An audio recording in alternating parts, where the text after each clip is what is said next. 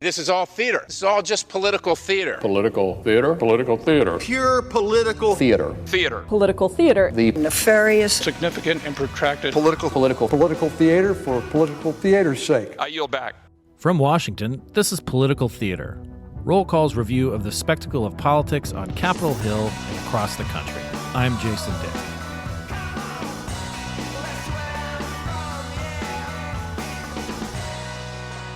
The United States Senate. Its reputation precedes itself. It's the upper house, the saucer that cools the tea, the world's greatest deliberative body. Is it, though? On any given day, the Senate is more like an exclusive transit hub where inefficient bureaucrats flit about, heads down, playing roles in a drama that not many people are interested in, voting thumbs up or thumbs down in predetermined scripts. Is this the most we can expect of the Senate? I don't think so. Here to discuss the ways the United States can do better with its Senate is Molly Reynolds, Senior Fellow in Governance Studies at the Brookings Institution. In our previous episode of this podcast, Molly and I discussed the House and what the chamber could do to make things better for the public, its members, and its staff. And this week is part 2 of our discussion, Revenge of the Senate. Molly, welcome back. It's good to be back to take up questions on the other other House chambers. Members like to refer to. Yes.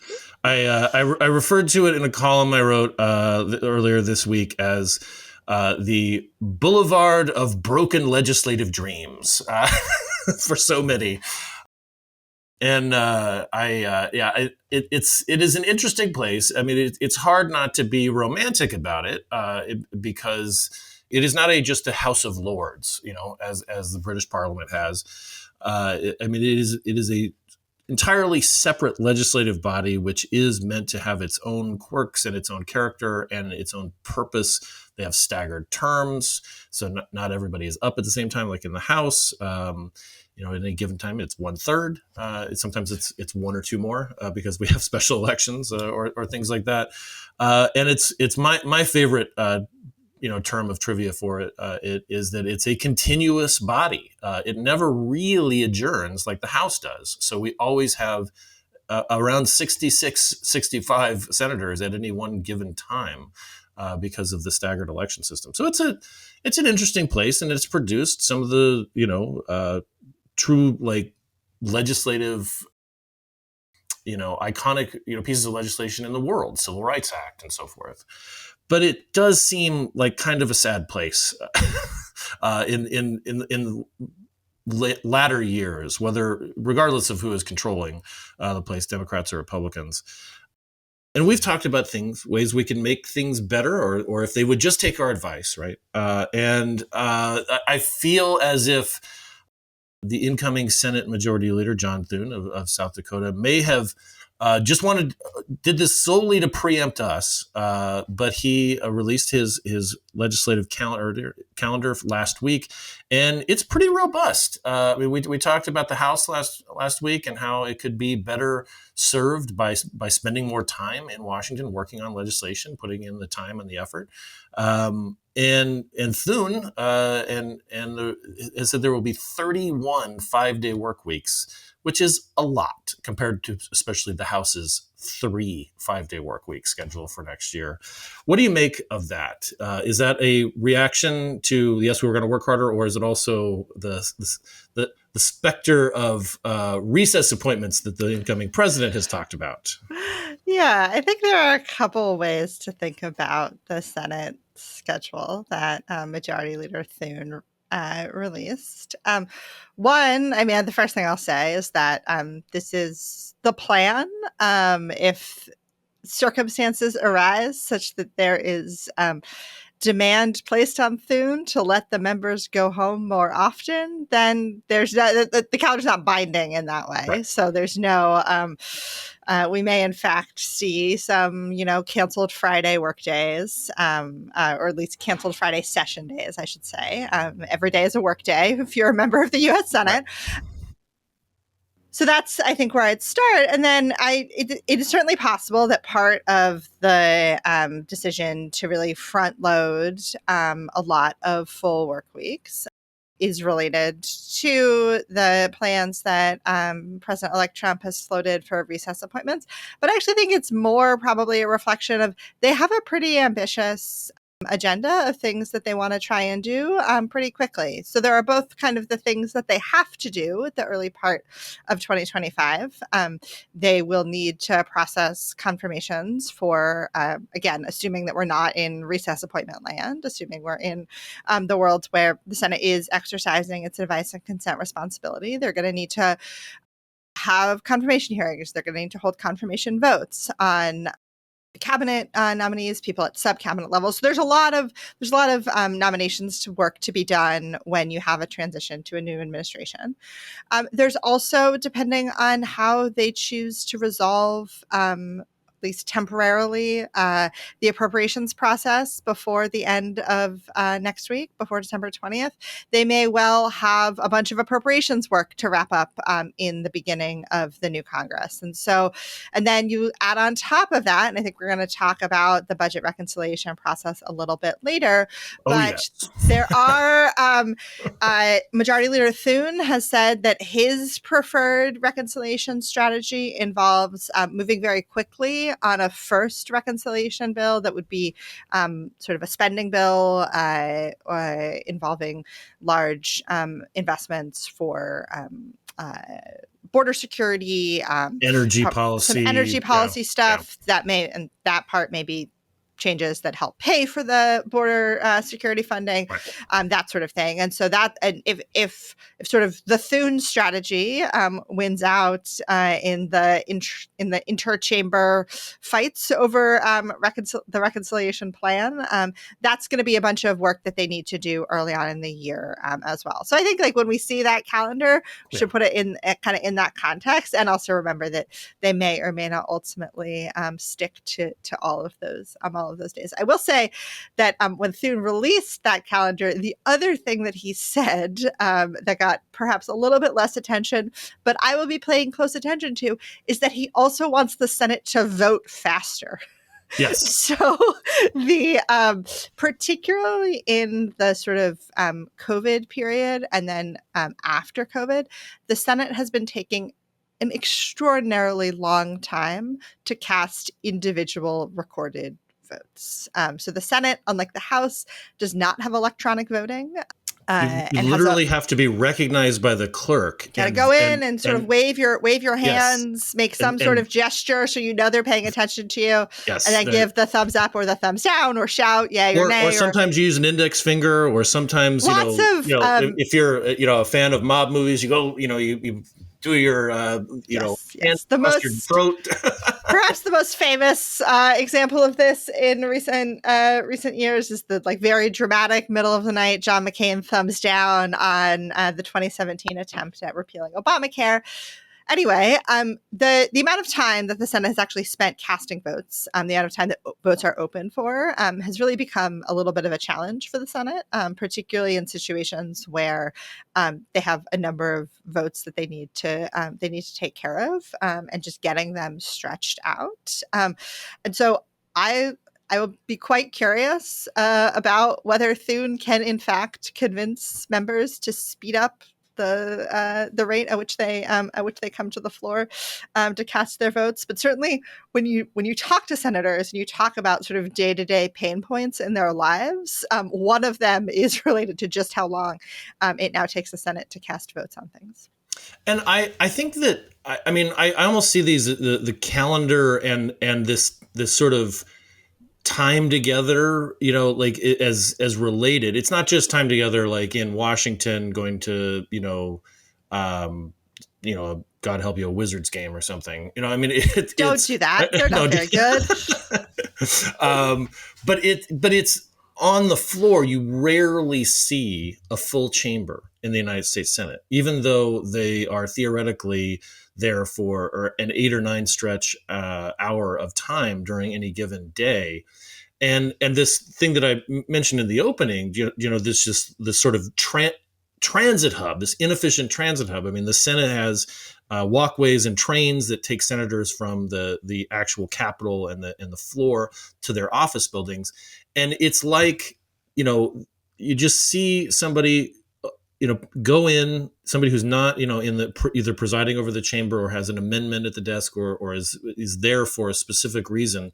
I mean, if you're sitting in the chamber, you're kind of like weird, it's like, like that, like that's not a normal thing. And then they quickly vote, and then they quickly, hightail it out of there to get back to the office to meet with, Granny Stubbs from back in, the homeland. And it just strikes me as like these folks are not paying that much attention to what's going on. They're told, basically by their cloakroom, like you need to vote against this or you need to vote for this. And I'm not trying to generalize around all senators, but it's like a bunch of automatons. They just show up, they vote, they leave. And it just seems kind of sad. And I wonder if like part of the reason that they take so long to vote is that they're always walking back and forth like a quarter of a mile sometimes. Yeah, I mean, to the Hart Senate office building in the floor. Yeah, I do think part of it, and it is interesting to think about the way in which this problem got worse during and after COVID. So sort of the Senate's, so in the House's response to, we don't want a lot of people in one place during sort of the pre-vaccine peak COVID period was to adopt proxy voting, which allowed, and also to ask members to space out the amount of time that they came to the floor to vote. The Senate did not adopt proxy voting and just relied on this idea that if the Senate was voting, they asked people to come over a longer period of time so that they weren't crowded in the chamber. And I think that sort of revealed to senators, hey, we could get some of our time back by drawing out this process. And now it's really hard to convince them to do something different. It's almost as if like for the rest of us, right, when we were all working from home, or I mean, if you were fortunate enough, I should say, to be able to work from home, like knowledge workers like myself and yourself, maybe you have a 10 o'clock meeting and an 11:30 meeting, and right after the 10 o'clock meeting, you run to the dry cleaners. Yeah. Right. Yeah, exactly. Just fit in a little errand there. You and get if you're a senator, it's like, I can squeeze in another meeting with a constituent or what have you. The other thing I would say in terms of has this process just turned into a bunch of automatons voting yes or no? It's a little bit of a chicken or the egg problem, which is that as senators have, in response to broader changes in our political dynamics, become, particularly senators from potentially vulnerable seats, they've become sort of less interested in taking tough votes because they are worried about the electoral consequences of votes on things. They, don't want to have ads run against them saying so-and-so voted for X. That has the Senate's leadership has responded to that by trying to structure the agenda to have them take fewer votes in response to this pressure from some rank and file members. But then one consequence of that is when you're taking fewer votes, the consequences of every vote are higher. So if you're thinking about, say, the kind of scores that CQ, as an enormous service to the rest of the world, puts together every year and then every Congress on party unity. Mm-hmm. If you are, as you lower the denominator, as you take fewer votes, the contribution to the numerator of every individual vote goes up. And so it is a little bit of a chicken or the egg problem. It's like, well, we don't want to take tough votes, so we're taking fewer votes, but that means that everyone is paying more attention to the smaller number of votes that we are taking. And you said that there wouldn't be any more math.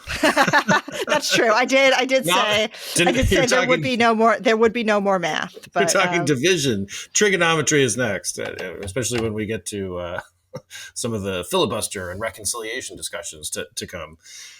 So maybe one solution, though, is, I mean, particularly if they have, I mean, just confirmation votes, like this is all they've been doing right during the lame duck, and the Senate is for the most part is processing a lot of nominees that are left, hanging, left pending, whether they're judicial nominees or the National Labor Relations Board or the Nuclear Regulatory Commission. Yeah, they're really sort of Democrats are now really focused on what nominees can we confirm who will remain in office during the Trump administration and potentially beyond in the case of federal judges. And there are, a number of these boards where folks serve terms. And so if you get the Democrats' theory here is if you get people that we support on those boards now, those folks will remain in place through the Trump administration. Which has the effect of having Republicans who are, sort of salivating at the thought of having unified control of Congress and the White House to delay as much as they can these votes. And so there again, we get back to the problem of these votes are stretched out over these long periods of time. Like so-and-so wants to make sure that they get a vote, but they're going to take their time. They might not take the train. Maybe they'll walk all the way from the Dirksen building. And you just run out of time at the end of the day. Yeah, and it was interesting. It was interesting to watch when they came back right after the Thanksgiving recess. There was like a 24-hour period where Senate Republicans were using sort of maximalist tactics to slow down the prospect of, or like slow down Democrats' ability to process nominations quickly. And that lasted for about 24 hours. And then they reached an agreement with Democrats to, speed things up a little bit, to maybe not have votes on there are a couple of circuit court judges that it's not clear that Democrats have the votes within their caucus to confirm them. So we're going to sort of take those off the table. And so I think this actually goes back to where we started with the calendar, which is that, you see plans, you see threats, and then you don't always see a party follow through on the most aggressive version of what they could be doing, because following through on the most aggressive plan takes work from individual senators. It takes, in the case of demanding lots of procedural votes on nominations, like people have to be there and they want to be doing other things. And again, I think this relates to our conversation about how much time they spend in session. Is that, you can threaten to keep them in 5 days a week, and maybe you can convince everyone that in the Republican conference that what you want to do is important enough to carry that schedule. But you also, at the end of the day, may face pressure from the individual members to do something that is more sort of better for their individual schedules. And the term for this usually boils down to the lure of the smell of jet fumes. Yes. Meaning that, Thursday night is a big get out of town night for magic happens on Thursday nights in the U.S. Senate. Yes, and you just all you got to do is go to National Airport, and you see there's a lot of members of Congress who are on flights, ready to go, and that's just this. It is this real carrot that they almost can't resist, and then lo and behold, on Friday, even though it's technically a work day, it just turns out to be a pro forma session, right? All right, so let's. I think before we turn to talking about reconciliation, as we gird ourselves for the reconciliation discussion, it is within their power. I think that I'm sympathetic to what a drag it can be on terms of the votes, but it is within their power to change it. It's just for reasons that we've outlined here.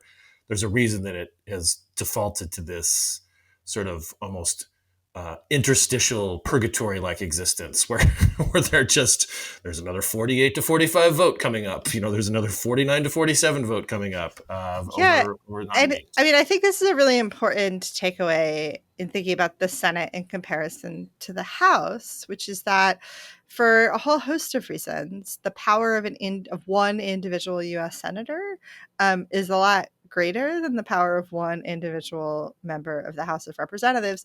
I would argue obviously we're about to enter a world where the House is going to have the narrowest majority in roughly 100 years. And so the individual House members will have a lot of power in the Republican conference if they want to use it. But that's sort of always true in the Senate. And part of that is because so much of the way the Senate works is it operates under what we call unanimous consent, where basically the Senate sets aside its formal rule book and says, we're going to do something differently that's not following exactly what the rules say. And we're going to do that as long as everyone is okay with that, as long as no one comes to the floor and objects to whatever way we are departing from the formal rules. And so if you were an individual US senator, sometimes occasionally we see this, you can really gum up the works if you are willing to go to the floor and object to doing things under a unanimous consent agreement. And again, sometimes we see that, but by and large, there's just a lot of incentive to go along, to kind of negotiate behind the scenes to get what you want, as opposed to really gumming up things on the floor, because that's a pretty surefire way to get your colleagues frustrated with you if you do it a lot. Yes. So let's segue to reconciliation. And by reconciliation, I mean, I can almost feel eyes glossing over in the audience, but listeners, please stay with us. The easiest way to think of this is that this is a fast-track legislative process in which you don't have to go through some of these same Senate hurdles. That there is a prescribed, sort of series of procedures that you can go through where you don't have to worry about the filibuster, and a majority can carry the day. And it just has to concern money. It has to concern the budget and taxes and spending and how you reconcile those numbers. This is a process that's been around for a few decades, born, particularly out of the 1970s and the reforms in the Budget Act.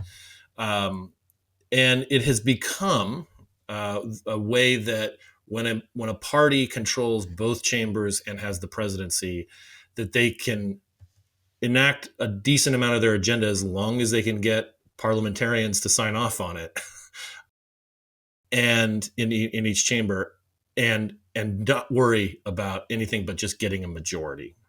And the thing that is become less about cutting spending and more about cutting taxes and certainly for Republicans. Right. And yeah, I mean, so you set it up quite well. And the history of reconciliation does date to the 1974 Budget Act. It was not until the early 1980s, after President Reagan was elected and Republicans controlled the Senate, which is the first time Republicans controlled either chamber of Congress, dating back to the 1950s.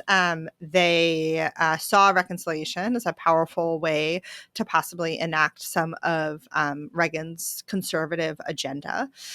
If you sort of dig into the kind of 80s and 90s era reconciliation bills, those look quite different than the ones that we have now.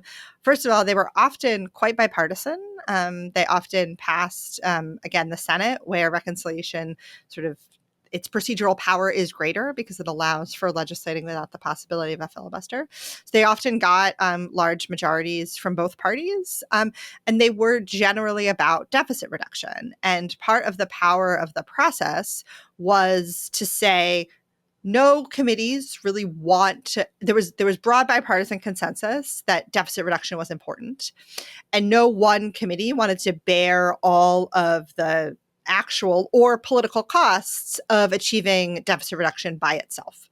So the way the process was used was the process begins with something that are called reconciliation instructions. For the purposes of this story, the important thing to know is that those instructions name individual committees who are to be involved in drafting the reconciliation bill. So these 80s and 90s bills would say to all or many committees, you are responsible for developing legislation within your jurisdiction that would reduce the deficit by some specified amount. And it would kind of spread that political cost, the political pain of achieving deficit reduction around. And then sort of we all hold hands and jump together to get this outcome, deficit reduction, that we as both parties agree is important, done and across the finish line.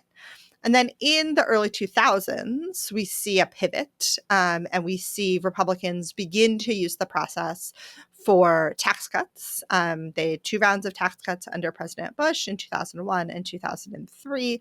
And then from there, both because of this sort of departure from a consensus around this as a deficit reduction tool, and also because the broader politics have changed, the politics of deficit reduction have changed, the politics of the parties have changed. They are farther apart. It is harder to achieve bipartisan outcomes. We live in an era of shifting majorities. So both parties now, unlike before the 80s and even through the 80s, both parties look at the next election and say, I could win a majority in the next election. So I want to do as much as I can that's good for if you're in the minority, you don't want to help the majority. If you have the majority, you think your majority might be going away. So you want to pack as much as you can into a shorter amount of time. And so we've really seen this evolution of reconciliation into a tool not for deficit reduction or not even for sort of achieving things that the parties both agree on. The last bipartisan reconciliation bill was in 2007, which was a student loan reform piece of legislation. It's now kind of seen as the one neat trick for majorities to try and get as much as they can done. And it's meant that instead of being about conflict between the parties, which is often how we talk about the legislative process, the question when you're thinking about a reconciliation bill is about conflict within the party. And so right now we're seeing all kinds of questions within the Republican conference about what is the strategy. And we don't need to get in too weedsy here, but are we going to do one bill or are we going to do 2 bills? What is the timing of the bills? What are the priorities? If we're going to use reconciliation to do a tax bill, it's going to address the expiring provisions of the 2017 tax cuts. But what else is it going to address? Are we going to take up President Trump's proposal for no tax on tips, for example? These are all questions that now Republicans have to solve within the conference for themselves, as opposed to the way we generally think about the legislative process as being something where the parties have to negotiate across the parties. Right. And I think, 2 really good examples of that intra-party conflict from each party are, you referenced Senator McCain and his emphatic thumbs down on the floor, and that was during a reconciliation vote about what they called the skinny repeal of the Affordable Care Act, which was a I think the charitable way to describe it is a hastily assembled way of repealing Obamacare, the Affordable Care Act, in a way that could get everybody on board. And when it came down to McCain, and he had this, sort of dramatic thumbs down late at night, it emphasized that they didn't even have a consensus within the party on that. They did in the House, but not even in the Senate in their own ranks. And then with the Democrats, it was over, what would eventually become, the Inflation Reduction Act. They wanted to go big, and they wanted to invest in, efforts to fight climate change and investment in transportation infrastructure and a host of Democratic priorities. And because they didn't have Joe Manchin and Kyrsten Sinema on board, they needed to figure out what the calculus was there in order to get them on board. Whether it was how much they were reducing spending in one area or increasing spending in another until they got it. And they spent a great deal of time working on this. And so I like that framing of it's not. Reconciliation is not a process where it's like one party against the other. It's the parties with figuring out themselves. The way that I have to describe it is that the reconciliation rules are powerful, but they're not magic. They can't force agreement on underlying policy disputes where there is simply no agreement to be had. And I think both of those sort of stories that you just told about Republicans in 2017 and Democrats in kind of 2021 into 2022 are really good illustrations of that. And just out of, because we're theoretically talking about ways to make the place better in the Senate. For me, it's hard to imagine that this is good for the institution to just have these truly torturous like debates over this, and pretending that it's within the guise of what reconciliation's intent was, which was deficit reduction. But do we just have to let this play out, so that things get like weird enough that people are like, enough, let's actually start working across the aisle like we have in previous decades? I mean, there's sort of two answers to that question. There are some sort of things that you could change about the way the reconciliation process works. So you could go back to requiring that bills be deficit reducing. So the way the rules work currently is that a reconciliation bill can't increase the deficit in the long term. So it can't increase the deficit, to use a very wonky term, outside the 10-year window. So outside a 10-year period that's covered by the bill. But it can be deficit increasing inside the window. And so at various points, the Senate has created a rule for itself that has said, no, even inside the window, a reconciliation bill can't be deficit increasing. So we could go back to that. I don't know that there's kind of the political interest in doing so, but that would be a way for the Senate to try to bind its hands. More generally, and this might be a good segue to talking about the filibuster more broadly, I don't actually see reconciliation. I don't actually see a way for reconciliation to stop being seen as kind of the one neat trick, though the way for parties when they have unified party control to do as much as they can get their own members to agree to inside the confines of the process while the legislative filibuster still exists. And I think that maybe one other helpful way to think about reconciliation is as kind of a safety valve, or the way you let the steam out of the kettle for the legislative process. And so the cooling saucer, as I don't love that. I don't love that analogy, or I don't love that metaphor. I hate it. And it's of dubious historical origin. Right. But as long as the filibuster exists, there is really this incentive, I think, for majorities to use the reconciliation process for as much as they can. And I'll just say that can also mean that the way that you try to achieve certain policy objectives through reconciliation can get like really kludgy. And if you're a person who kind of cares about efficient policy design, reconciliation is not the world for you. The best example of this is the way in which Republicans succeeded at repealing the Affordable Care Act individual mandate, so the provision that requires that everyone carries health insurance. Instead of just outright repealing the statutory language that says everyone has to have health insurance, they set that, because the parliamentarian had advised that was not permissible under the Byrd Rule, which governs the confines of the reconciliation process. They set the penalty for not having health insurance to 0. So the legal requirement is technically still on the books. This is why if you have employer-provided health insurance, you still get that form mailed to you every spring that says, I had health insurance all year, even though there's no penalty for not having it at tax time. This is an inefficient way to achieve a policy objective, but that is what Republicans had to do if they wanted to get where they wanted to go, but they wanted to use reconciliation to do it. It's kind of like DC saying you can't turn right on red anymore, but we're not going to enforce it. Yes. Like, so why change the policy then? Exactly. It's not exactly, but no, but so, and we could do a whole hour on questions of local district governance and the U.S. Congress, but we will stick to the Senate today. Let's save that for a future podcast. But I do like your segue to the filibuster, because I mean, again, I do try to approach this from not just a reactive, like, boy, the Senate is kind of a pain in the ass to cover, during this time of when they have reconciliation, and think about it more philosophically and broader historically.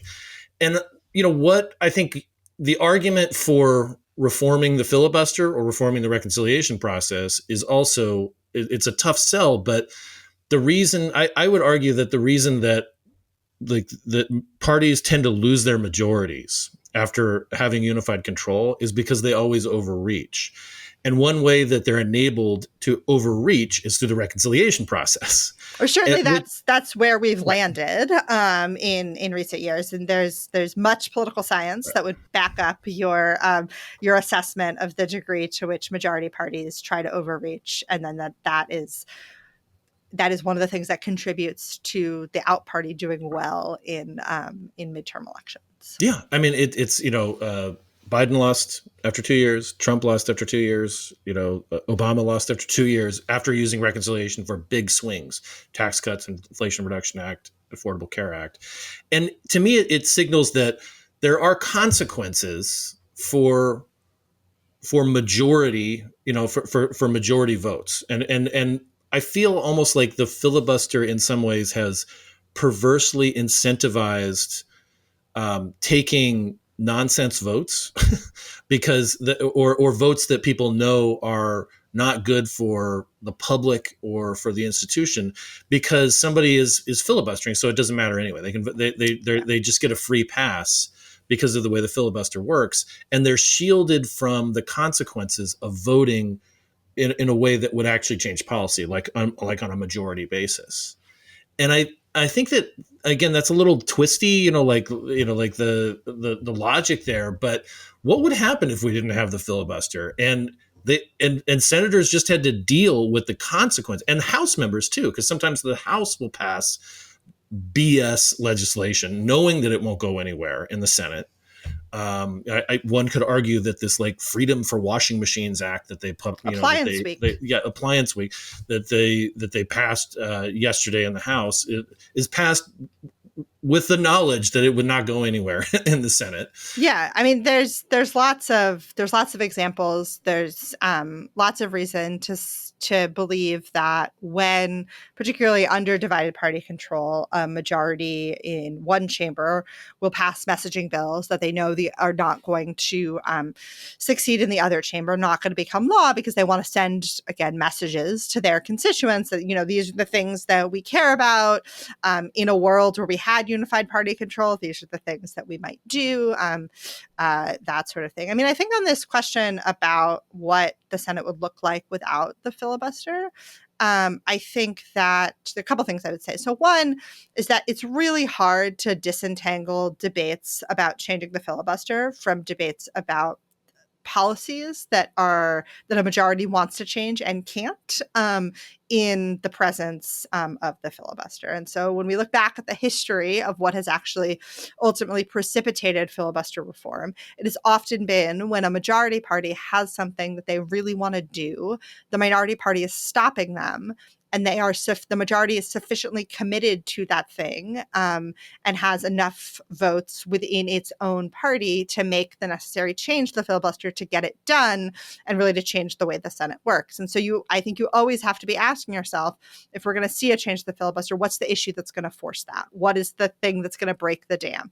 There's lots of stuff that might be floating upriver that's going to flow through in the absence of a filibuster, but might not itself be the thing that enough people care about to make the actual change. And I think and the most recent changes in the filibuster have been because one party was blocking nominees and filibustering judicial and executive nominees. And on the Democrat side, Harry Reid said, "I've seen enough. We're gonna vote on district nominees. We're gonna change the rules." And then with the Republicans, Mitch McConnell changed it in order to get a Supreme Court justice confirmed. Yeah, but even going back to the early 20th century and the creation of the cloture rule in the first place, that has to do with a proposal from President Wilson to arm merchant ships after the outbreak of World War I that was getting obstructed, and the ultimate resolution to that was to create a motion by which you could cut off debate with a supermajority vote. I mean, I think on this question of what would the Senate look like in the absence of the filibuster, I actually think in some ways our experience in recent years with reconciliation is a good illustration, which is to say that I think we would move from a world where the principle or a principal obstacle to policy change are divisions between the parties, the incentives of members in both parties not to cooperate, that sort of thing, to a world where we were really talking about divisions within the parties. And there's a really great book. It's actually sitting next to me on my desk, by two political scientists, Jim Curry and Francis Lee, where they look at, in recent decades, the agenda items that congressional majority parties have articulated. And they find that about half the time when the majority party fails to do what it said it wants to do, it's because of these divisions between the parties. It's because of things like the filibuster, that sort of thing. But the other half of the time, it is because the majority party cannot come to agreement within its own self about what it wants to do. And so I think that is the kind of thing that we would really be seeing more of in a post filibuster Senate. I am skeptical that a post filibuster Senate would look exactly like the House. This actually comes back to where we started, the ways that the Senate is institutionally different. Is institutionally different from the House. The notion that their terms are longer, they're staggered, senators represent larger constituencies. All of those things would still be true in a post-filibuster Senate. I think it's a lot less certain than some people will say it is what exactly the world would look like if the filibuster wasn't there anymore. Good jumping point to our next thing, which is gangs. We have frequently had, especially when there have been threats to change the rules about filibusters and so forth, the emergence of bipartisan gangs. I'm thinking of the Gang of 14 that emerged in 2004 when Democrats were blocking the confirmation of Miguel Estrada to a circuit court judgeship that President George W. Bush had nominated for him. The Bill Frist, who was the Senate Majority Leader at the time, threatened to change the rules to make it so that it was only a majority that would be needed. This has subsequently happened, but and 7 senators from seven Democrats, 7 Republicans joined to basically make a pact that they would fight off any efforts to change the rules as long if they all agreed that a nominee could where that nominee could go. And it was really, they formed sort of a formidable block, almost a party within the two parties in the chamber. And these different gangs have so that was an example of an effective one. In recent years there were gangs that sprouted up to try to negotiate immigration reform, and which has not been as successful. I'm kind of fascinated by this because it does seem like this seems more like the way that the people imagine the Senate would work, is that somebody from a Republican from Maine and a Democrat from Arizona would get together with their cohorts and work across party lines to come up with a solution. Do you think we'll see more gangs as a response to this sludginess that seem to be in legislatively? It's a great question, and I do think that there are one way to think about gangs, or one question to ask about them, is sort of what failure of the rest of the Senate's process are gangs responding to, or sort of what is the problem to which this is a solution. I don't know that we have a great answer to that. This is the sort of thing that I think a lot about with my political science hat on. But the one thing that I do think we know is that you can't force these things. You can't sort of force a set of members from the two parties to get together to want to really engage in hard deliberations around an issue. And I think we have examples of successful gangs, and I think we have examples of ones where the gangs have failed, or in that whatever the product of the gang has been has not ultimately been passed into law. And I think the most recent one of those, obviously, the Langford Murphy Cinema gang on immigration earlier this year was a very small one. Maybe that's a question, like how big should a gang be, is an important one. But I do wonder if kind of the experience with taking responsibility for trying to negotiate something out of the hands of committees, having a different set of members do it, and then having that just ultimately and spectacularly fail very quickly after the product was released. I don't know if that's will be a cautionary tale for a future sort of. I really don't like the word gang in this context, in part Right. because it makes me want to like continue the metaphor, and that Right. gets that I don't especially want to do that. But it'll be interesting to see if kind of we see any more informal groups of senators try to get together in the next Congress to negotiate on hard policy problems. I think that's an interesting point, because instead of using a word that's a little more neutral or even positive, like coalition, gang has the context of being associated with illegal activity and a subversion of society's norms. Like, you shouldn't be doing this. You shouldn't be gathering on a street corner and harassing little old ladies as they're trying to, go shopping in rough parts of town. And I think that, maybe, who knows, maybe senators like that sort of, feeling of false notoriety being associated with a gang. But it gets to a broader question, and maybe this is another podcast for another time, about the cheapening of expertise in the legislative process, and the centralization of decision making with the leadership, where leaders in recent, in somewhat recent time, used to defer quite a bit to committee heads, or at least, seek input. And now they just kind of get marching orders. I mean, they're told, here's the agenda, here's what you're going to do. That may be a simplification, but not much of one. And there isn't a lot of robust policy making at the committee level in my observation of it in recent years.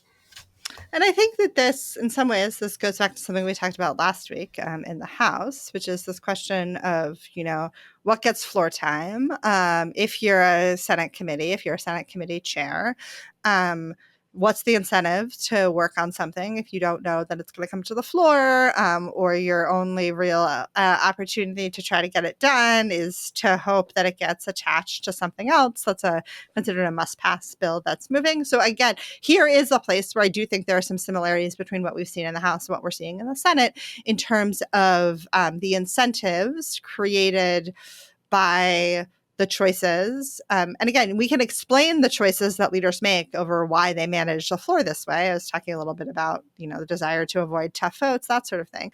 So we can sort of understand why this is happening, but also realize that the consequences of a more tightly controlled floor, less interest in having, spending lots of floor time on messy legislative fights, how that translates into difficult choices for committee chairs about how to spend their time in committee. Well, I feel like we could continue to delve into this, but I do think that's a good stopping point, because I want to have you on for like further, not just DC, the ridiculousness of DC traffic laws, like that'll definitely be one of the more popular podcasts, I'm sure, but about these levels of about questions of expertise, whether it's respect and so forth, for another time. But this, I think this is a good stopping point, because it fits very, very nicely into our sort of joking reference to the title of this podcast, "Revenge of the Senate," because any kind of reform or change or proposal you have for the Senate, there's always a way the Senate can fight back against it and sort of default to what is happening now. You can schedule 5-day work weeks, but it really just takes one senator from Virginia or Maryland or Delaware to preside over a pro forma session the next day, and that's your work day, and so forth. But I think this is a lot to chew on, and I think it's a good time to do it, because this Congress is wrapping up, and we are going to see, I think, a very busy legislative calendar, particularly in the Senate, with their confirmation duties as well as reconciliation and legislative. So thank you, Molly. I know this is a real pleasure for me, because I rarely get to geek out in this way about the floor and about the institutions. And I hope that our listeners value it too, because I think it's a valuable insight that you bring to it. Well, it's good. This is a great conversation. Last week's a great conversation. Thanks again for having me. Thank you.